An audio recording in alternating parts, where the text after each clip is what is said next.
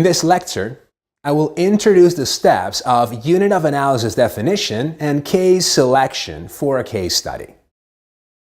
After the problem your case study will investigate is set, your objectives and research questions are defined, and your case is framed in theory, it is time to approach the methodology definition step of the process.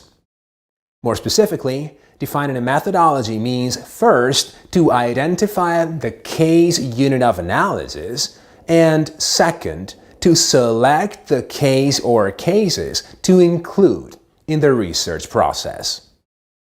The unit of analysis defines what the case is in a case study. Or, put differently, it identifies where the phenomenon investigated is located and what will be the main object under scrutiny. As a unit of analysis, case studies can alternatively consider individuals or whole organizations, or even decisions, social programs, processes, or changes. For instance, you may wish to investigate a digital startup as your unit of analysis for your case study. This means that the case investigation and related findings will concern the digital startup as a whole. Or you may make a different decision and select the business model innovation process undertaken by a digital startup as your unit of analysis.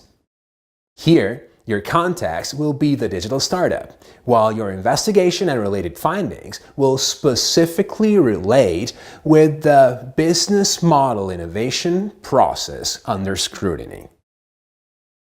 The unit of analysis depends on the primary research question. Once defined, the unit of analysis can still be changed if desired, maybe as a result of discoveries based on data. In order to enable comparability of results with previous studies, or allow others to compare results with yours, thus making for the study's replication, a key element for the scientific method, the research should try to select a unit of analysis that is or can be used also by others. When designing a case study's unit of analysis, the first decision to make concerns whether your research will be based on a single case study or a multiple case study. In a single case study, you focus your inquiry on a single context, which again could be an individual, an organization, or a process. In a multiple case study, your research will include more than one context to be analyzed and compared.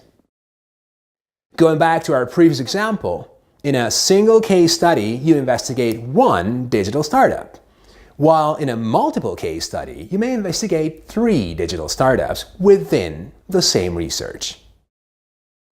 Once you decided whether your case will be single or multiple, you should also take a stance about the holistic versus embedded nature of the unit of analysis.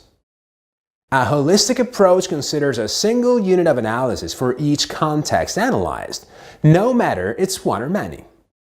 While an embedded approach focuses on multiple units of analysis at the same time, maybe even at a different hierarchical level, like the BMI process as a unit of analysis and phases of the process as an embedded subunit.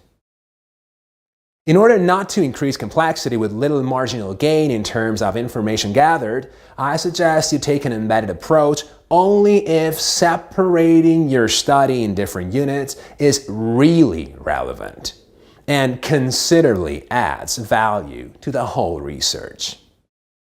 A combination of your decisions about single versus multiple case and holistic versus embedded unit of analysis gives rise to your case study design, as this figure shows.